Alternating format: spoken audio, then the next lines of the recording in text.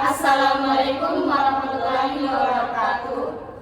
Perkenalkan, kami dari kelompok 4 mata kuliah Rekayasa Perangkat Lunak Objek Program Studi Teknik Informatika. Pada video kali ini kami akan membahas mengenai proyek 2, yaitu laporan studi lapangan Smart Learn 01 Adaptive Learning System. Masuk pada perkenalan anggota kelompok kami. Baik, perkenalkan, nama saya Devi Andini dengan NIM 13020230176. Saya Aziza Mutia Salsabila dengan NIM 13020230186. Saya Salwatara Ajatul Hadi dengan NIM 13020230189. Saya Octavia Ramadhani dengan NIM 13020230194. Saya Alia Fitra dengan NIM 13020230204. Saya Dara Asifat dengan NIM 13020230220. Saya Mutia Salianti dengan NIM 13020230223. Saya Hikmalia dengan NIM 13020230233. Assalamualaikum warahmatullahi wabarakatuh. Perkenalkan, nama saya Aziza Mutia dari kelompok 4. Pada bagian ini saya akan mempresentasikan dan menjelaskan bagian pertama dari hasil studi lapangan dan analisis kebutuhan yang telah kami lakukan.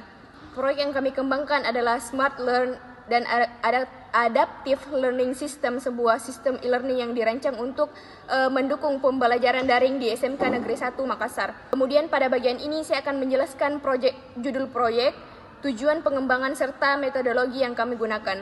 Adapun judul proyeknya itu, proyek kami adalah pengembangan sistem e-learning berbasis learning analitik adaptif untuk meningkatkan efektivitas pembelajaran daring di SMK Negeri 1 Makassar. Kemudian secara besar, proyek ini berfokus pada yang pertama, pengembangan sistem e-learning yang terintegrasi, kemudian dilengkapi learning analitik untuk memantau aktivitas dan progres belajar siswa. Kemudian poin selanjutnya itu menyediakan pembelajaran adaptif berupa dokumentasi materi sesuai performa siswa. Kemudian poin yang terakhir itu dirancang untuk menjawab berbagai permasalahan yang terjadi pada pembelajaran daring di SMK Negeri 1 Makassar. Kemudian tujuan proyeknya ini, sistem ini dikembangkan dengan beberapa tujuan utama, yaitu yang pertama, mengidentifikasi permasalahan pembelajaran daring yang terjadi di sekolah, contohnya seperti keterlambatan penilaian, data aktivitas belajar yang tidak terekam dengan baik, serta banyaknya penggunaan platform yang terpisah seperti Classroom, WhatsApp, dan Excel. Kemudian poin yang kedua itu mengembangkan satu platform e-learning yang terpadu, di mana materi, tugas, nilai, dan aktivitas siswa dikelola dalam satu sistem. Kemudian poin yang ketiga itu menerapkan learning analitik adaptif sehingga sistem dapat menampilkan grafik aktivitas, kemajuan belajar, dan performa siswa secara otomatis. Kemudian melalui fitur ini, sistem juga dapat memberikan rekomendasi materi ataupun latihan tambahan untuk siswa yang membutuhkan. Kemudian poin yang keempat itu meningkatkan efektivitas progres pembelajaran. Dengan adanya dashboard analitik, guru dapat memantau perkembangan siswa secara real time, sementara siswa dapat belajar dengan lebih terarah sesuai dengan kemampuan masing-masing. Adapun metodologi pengembangannya itu menggunakan Agile Scrum. Dalam pengembangan ini kami menggunakan metode Agile dengan pendekatan Scrum, di mana metode ini kami pilih karena sistem e-learning ini memiliki banyak fitur kompleks dengan kebutuhan pengguna dan dapat berubah sesuai dengan kondisi lapangan. Dengan Agile, proses pembelajaran dapat dilakukan secara bertahap dan selalu mendapatkan umpan baik maupun dari guru, siswa maupun dengan admin. Adapun beberapa komponen utama Scrum yang kami gunakan antara lain, yang pertama adalah sprint. Pengembangan dibagi dalam beberapa tahap kecil dan setiap sprint menghasilkan fitur yang dapat bisa langsung diuji. Kemudian yang kedua itu produk backlog, yaitu berisi daftar seluruh kebutuhan sistem seperti manajemen materi, tugas, analitik, hingga rekomendasi adaptif. Kemudian yang ketiga itu daily atau regular meeting, yaitu tim melakukan diskusi rutin untuk melaporkan progres dan hambatan yang ditemukan. Kemudian yang keempat itu revisi dan retrospektif, yaitu setiap hasil sprint diuji oleh pengguna, kemudian lalu digunakan perbaikan sebelum masuk ke sprint berikutnya. Pendekatan Scrum ini sangat cocok untuk proyek kami karena memiliki banyak fitur seperti materi, kuis, dan nilai dashboard analitik dan dapat direkomendasikan adaptif. Dengan Scrum, resiko kesalahan dapat diminimalkan karena setiap fitur diuji secara bertahap. Kira-kira itulah penjelasan yang saya sampaikan mengenai judul proyek, tujuan pengembangan dan metodologi Agile Scrum yang dapat kami gunakan. Assalamualaikum warahmatullahi wabarakatuh. Perkenalkan, nama saya Hikmalia. Pada video kali ini saya akan membahas mengenai pelaksanaan studi lapangan yang dimulai dari survei, wawancara, serta observasi lapangan. Pada pelaksanaan studi lapangan, kami dari kelompok 4 mata kuliah RPLO melakukan survei serta observasi langsung dan wawancara dengan 5 orang pengelola pembelajaran daring di SMK Negeri 1 Makassar. Kegiatan ini dilaksanakan pada tanggal 5 November 2025 di lingkungan sekolah. Tujuannya adalah untuk memahami kondisi aktual pembelajaran daring, apa-apa hambatan yang dihadapi, serta kebutuhan sistem e-learning yang lebih efektif. Dari hasil wawancara, kami memperoleh bahwa seluruh pembelajaran dilakukan secara daring dikarenakan gedung sekolah sedang direnovasi. Saat ini, sekolah belum memiliki sistem e-learning yang terpadu, masih menggunakan kombinasi dari sistem e-learning seperti Google Classroom, Google Meet, serta WhatsApp Group. Sayangnya, sistem ini belum memiliki fitur analitik untuk memantau aktivitas belajar siswa. Kemudian tidak ada fitur autosave dan tidak ada rekomendasi belajar adaptif, serta penilaiannya masih dilakukan secara manual menggunakan Excel. Hal ini membuat kesulitan guru-guru dalam memantau perkembangan siswa secara real time dan sering mengalami overload dokumen pada saat penguploadan tugas. Kemudian kita masuk pada tabel pengamatan dan wawancara. Nah, melalui tabel pengamatan ada beberapa poin penting yang kami temukan. Pertama yaitu, secara fisik tidak ada platform Smart e-learning khusus. Sistem ini menjadi pembelajaran terpecah ke dalam beberapa aplikasi sehingga administrasi kelas menjadi kurang efisien. Kedua, operasi pembelajarannya sepenuhnya dilakukan secara daring. Guru mengelola materi dan tugas secara manual sehingga proses rekap nilai serta absensinya memakan banyak waktu, jadinya kurang efektif. Ketiga, guru rata-rata menangani 4-6 kelas berisi lebih dari 30 siswa per hari. Dengan tidak adanya sistem otomatis, ini menghasilkan lebih dari 130 aktivitas kelas yang harus dikelola setiap harinya. Keempat, layanan e-learning yang disediakan masih terbatas pada pembagian materi, video, dan beberapa kuis manual, tanpa dashboard serta progres atau learning analytic. Kelima, sejumlah permasalahan muncul seperti keterlambatan rekap nilai, kemudian menumpuknya dokumentasi tugas, serta sulitnya mendeteksi siswa yang pasif. Nah, dengan adanya permasalahan ini, guru mengharapkan bahwa ada dashboard aktivitas siswa yang secara real time. Keenam, proses pengumpulan tugas tidak seragam. Ada beberapa siswa yang mengunggah tugas melalui Google Classroom, kemudian ada juga yang melalui WhatsApp, sehingga filenya ini tercecer. Ketujuh, penilaian dilakukan secara manual di Excel dan rentan terjadi kesalahan. Dan yang terakhir, dari sisi kesiapan siswa, sebagian besar sudah terbiasa menggunakan gawai, tetapi tidak semuanya memahami manajemen file atau pembelajaran mandiri, sehingga dibutuhkan sebuah sistem yang adaptif. Masuk kepada tabel dokumen. Nah, selain wawancara, kami juga mengumpulkan beberapa dokumen sebagai pendukung laporan studi lapangan kami. Yang pertama adalah profil resmi SMK Negeri 1 Makassar, termasuk struktur organisasi dan data bahwa pembelajaran dilakukan 100% secara daring. Di mana pada profil SMK Negeri 1 Witaponda, di sini SMK 1 Witaponda ini beralamat di Jalan Bontomanai nomor 14 Manuruk, Kota Makassar. Struktur intinya di sini ada kepala sekolah, wakasek kurikulum, wakasek kesiswaan, wakasek sarana dan prasarana, kepala program keahlian, guru dan tenaga pendidik, serta ada admin sistem tata usaha.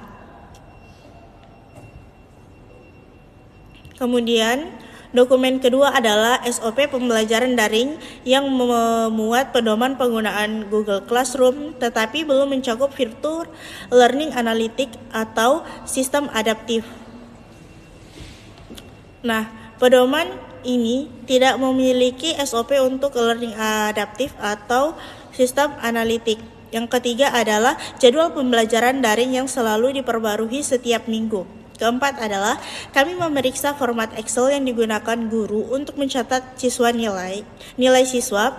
Format ini rentan terjadi kesalahan input karena semuanya masih manual. Dan yang terakhir, kami memeriksa panduan penggunaan Google Classroom yang diberikan kepada guru, namun panduan tersebut hanya menjelaskan penggunaan dasar tanpa ada fitur analitik maupun rekomendasi belajar. Baik, hasil studi lapangan menunjukkan bahwa pembelajaran daring di SMK 1 Makassar belum terintegrasi karena masih menggunakan banyak platform terpisah seperti Google Classroom, Google Meet, dan WhatsApp. Akibatnya, guru kesulitan mengelola materi, memantau aktivitas siswa, serta melakukan penilaian karena semuanya masih dilakukan secara manual. Tidak adanya pencatatan aktivitas belajar serta fitur analitik membuat guru tidak dapat mengetahui perkembangan siswa secara objektif. Selain itu, materi dan tugas yang tidak terpusat juga menyebabkan data mudah hilang. Sementara ketiadaan pembelajaran adaptif membuat siswa tidak mendapatkan arahan belajar sesuai kemampuan mereka. Adapun permasalahan yang ditemukan yaitu sistem pembelajaran yang tersebar, tidak adanya learning analitik, tidak tersedia pembelajaran adaptif, penilaian manual yang memakan waktu, tidak adanya pencatatan aktivitas belajar, materi dan tugas tidak terpusat, tidak adanya dashboard laporan belajar dan notifikasi yang tidak terintegrasi. Sebagian besar permasalahan ini memiliki prioritas tinggi karena sangat memengaruhi aktivitas pembelajaran daring dan menyebabkan beban kerja guru meningkat. Baik, kemudian saya di bagian teknik elisitasi. Yang pertama, ringkasan teknik elisitasi. Untuk menggali kebutuhan sistem smart e-learning berbasis learning analistik adaptif, digunakan 5 teknik elisitasi. Yang pertama, observasi lapangan. Tim mengamati langsung proses pembelajaran daring yang berlangsung. Hasilnya ditemukan masalah, pencatatan nilai masih manual, materi tersebar di berbagai platform, tidak ada analitik aktivitas, dan siswa sering terlambat mengumpulkan tugas karena tidak ada notifikasi. Yang kedua, wawancara. Dilakukan kepada guru, siswa, dan admin untuk memahami keluhan dan kebutuhan. Guru butuh analitik dan penilaian otomatis. Siswa butuh akses mudah via HP dan rekomendasi, sedangkan admin butuh manajemen pengguna dan backup data. Yang ketiga, kuesioner. Diberikan kepada banyak siswa untuk mengetahui preferensi umum. Mayoritas siswa menginginkan notifikasi otomatis, tampilan mobile friendly, materi rapi per bab, dan rekap nilai yang mudah diakses. Yang keempat, DFD. Diskusi bersama perwakilan guru, siswa, dan admin untuk memvalidasi kebutuhan dan menentukan fitur prioritas. Keputusan utama, fitur materi digital, tugas, learning analytics, rekomendasi adaptif, dan dashboard. Yang kelima, studi dokumen. Mengumpulkan dokumen sekolah untuk memahami struktur data, alur resmi, dan kebutuhan operasional. Digunakan untuk menentukan domain sistem, role pengguna, dan struktur kelas. Kemudian ada yang kedua, yaitu tabel kebutuhan pengguna. Kebutuhan pengguna yang teridentifikasi mencakup siswa, akses materi digital, notifikasi otomatis, rekomendasi belajar, dan tampilan mobile friendly. Prioritas tinggi diberikan untuk materi digital, notifikasi, dan akses mobile. Yang kedua, guru. Dashboard analitik untuk memantau aktivitas dan nilai siswa, penilaian otomatis untuk kuis, serta manajemen tugas. Dashboard dan manajemen tugas menjadi prioritas tinggi. Yang ketiga, admin. Manajemen pengguna atau tambah, hapus, atau update akun, dan backup data berkala. Backup data menjadi kebutuhan kritis. Semua pengguna antarmuka yang mudah digunakan dan responsif masuk kategori prioritas tinggi. Baik, di sini saya akan menjelaskan kebutuhan domain dari sistem e-learning yang kami buat. Kebutuhan domain ini intinya adalah kebutuhan inti atau kebutuhan mendasar yang harus ada supaya sistem bisa berjalan sesuai tujuannya. Yang pertama ada analisis pembelajaran, yang dimana sistem ini harus bisa menganalisis data belajar siswa secara otomatis. Misalnya, sistem harus bisa mencatat berapa lama siswa belajar, seberapa sering mereka mengakses materi, dan bagaimana kuis hasil kuis mereka. Data-data ini nanti diolah secara otomatis menjadi tampilan visual seperti grafik agar guru bisa melihat perkembangan siswa dengan mudah. Karena ini penting untuk pantauan belajar, jadi prioritasnya tinggi. Yang selanjutnya ada pembelajaran adaptif. Jadi sistem bukan hanya menyimpan nilai tapi juga memberikan rekomendasi materi berdasarkan kemampuan setiap siswa. Jadi jika ada siswa yang nilainya menurun atau lemah di bagian tertentu, sistem otomatis akan memberi saran materi tambahan dan atau latihan lanjutan. Ini agar pembelajarannya lebih personal dan sesuai kebutuhan masing-masing. Karena ini bikin belajar lebih efektif, prioritasnya juga tinggi. Bagian ketiga ada pengelolaan materi. Di sini guru bisa mengunggah, mengedit, dan mengelompokkan materi dalam berbagai format seperti PDF, video, atau gambar. Siswa juga bisa mengakses materi melalui kelas atau jadwal mereka. Fitur ini sangat penting karena pusat dari proses belajar, jadi juga termasuk prioritas tinggi. Kemudian ada penilaian otomatis. Jadi sistem harus mampu membuat kuis, menerima file tugas, dan menilai otomatis untuk soal-soal objektif seperti pilihan ganda. Semua nilai harus tersimpan terpusat biar agar guru dan siswa mudah memantau. Karena fitur ini mendukung penilaian cepat dan efisien, ini juga termasuk prioritas tinggi. Kemudian ada kinerja sistem. Nah, sistem harus tetap lancar walaupun dipakai banyak orang sekaligus. Targetnya minimal bisa menangani sekitar 1.500 pengguna aktif secara bersamaan. Dan walaupun responnya maksimal 3 detik supaya pengguna tidak menunggu lama, karena ini menyangkut kenyamanan dan kelancarannya, prioritasnya tinggi. Dan yang terakhir ada keamanan data. Semua data penting seperti data pribadi, nilai, dan aktivitas belajar siswa harus terenkripsi baik saat tersimpan maupun saat dikirim. Login juga harus aman, misalnya dengan mekanisme autentikasi yang kuat. Ini penting sekali karena menyangkut privasi pengguna, jadi masuk prioritas tinggi juga. Jadi secara keseluruhan, semua kebutuhan domain ini punya prioritas tinggi karena semuanya berhubungan langsung dengan kelancaran proses pembelajaran, keamanan data, dan kualitas sistem e-learning secara keseluruhan. Saya Nur Asifa akan menjelaskan kebutuhan fungsional. Sistem menyediakan fitur login manajemen akun yang memungkinkan siswa, guru, dan admin mengakses platform dengan aman, serta mengelola informasi akun mereka. Siswa dapat mengakses materi digital seperti PDF, video, dan PPT pada satu tempat terpusat agar kegiatan pembelajaran lebih efisien. Guru dapat membuat tugas dan siswa dapat mengumpulkan secara online melalui fitur manajemen tugas dan mengumpulkan tugas, sehingga proses pemantauan tugas lebih praktis. Untuk soal objektif, sistem menyediakan penilaian otomatis dan menyimpan nilai secara terpusat. Guru juga mendapat dukungan Learning Analytics Dashboard untuk memantau aktivitas siswa melalui grafik progres dan tingkat keaktifan belajar. Selain itu, sistem memberikan rekomendasi belajar adaptif berdasarkan performa siswa sehingga pembelajaran menjadi lebih profesional.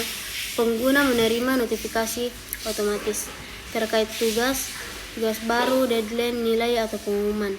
Admin dapat mengelola seluruh akun pengguna melalui fitur manajemen user, serta melakukan backup dan restore data untuk menjaga keamanan dan berkelanjutan data.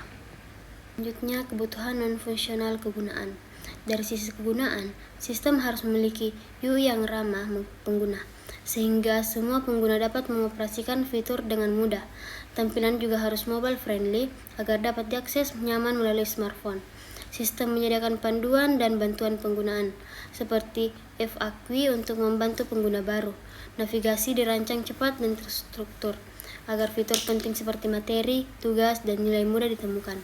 Yang ketiga yaitu kebutuhan non-fungsional keandalan.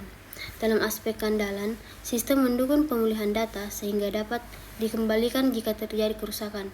Seluruh informasi yang disimpan harus menjaga konsistensi data. Tanpa adanya konflik, sistem harus memberikan toleransi kesalahan dengan menangani kesalahan input tanpa keras.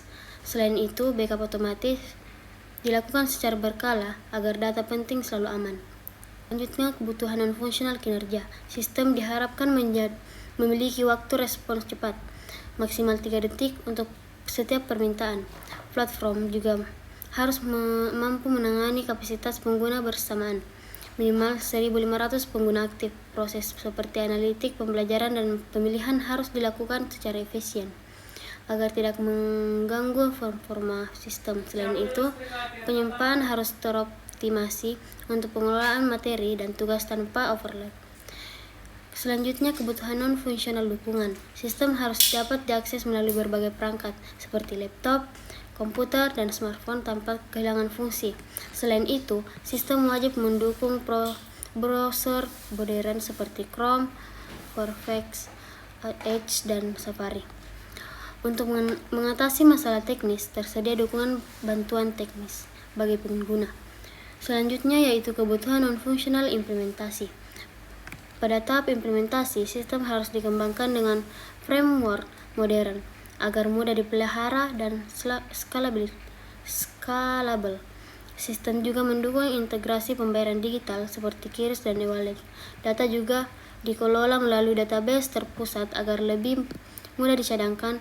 Deploy sistem harus mudah dilakukan dengan server cloud sehingga dapat diakses 24/7. Proyek harus dilengkapi dokumen teknis dan user guide, serta menggunakan version control seperti GitHub atau GitLab.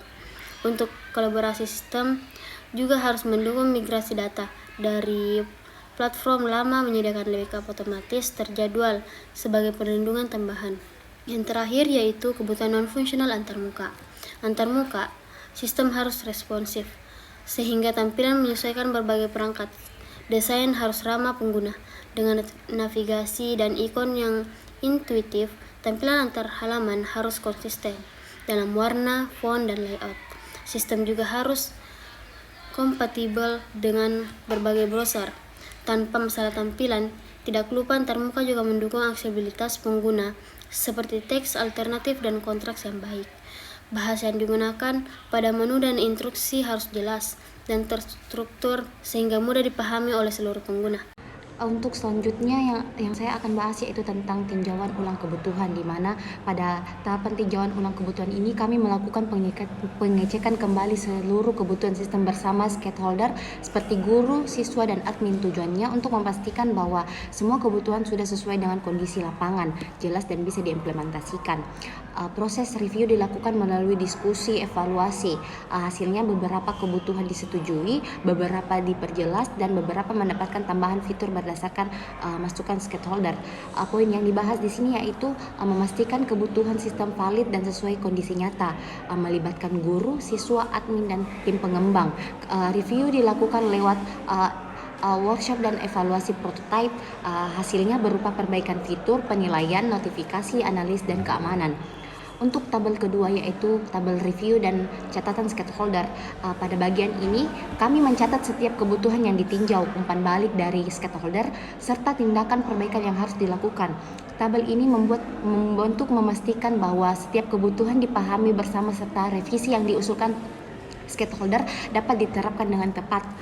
Poin yang kami bahas yaitu menampilkan tiap kebutuhan yang ditinjau, menjelaskan masukan stakeholder secara langsung, menentukan langkah perbaikan yang perlu dilakukan, seperti penilaian otomatis perlu mendukung soal esai, dashboard analis yang perlu divisualisasi yang lebih informatif, sistem perlu menambah keamanan seperti 2FA, dan notifikasi harus bisa diatur waktu. Yang ketiga itu matriks ketelurusan kebutuhan. Matriks ini digunakan untuk memetakan hubungan antar kebutuhan, desain, dan pengujian. Matriks ini memastikan setiap kebutuhan memiliki rancangan kasus dan kasus uji yang jelas, sehingga tidak ada kebutuhan yang terlewat selama proses pengembangan.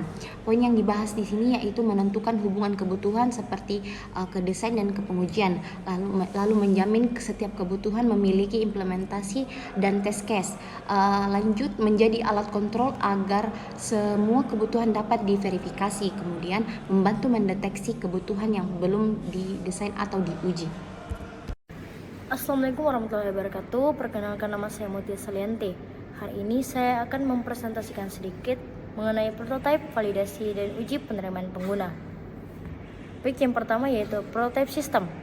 Prototipe yang diberi nama SmartLearn 01 Adaptive Learning System berfungsi sebagai representasi awal tampilan dan alur kerja sistem. Tujuannya adalah memvisualisasikan implementasi kebutuhan fungsional, seperti learning analistik dan rekomendasi adaptif, sehingga pengguna dapat mempelajari alur sistem sebelum versi final dikembangkan. Adapun tampilan prototipe kunci yang diuji yaitu yang pertama, dashboard analitik guru, menampilkan rata-rata skor, keaktifan, tren performa kelas dalam bentuk grafik, dan peringatan siswa beresiko.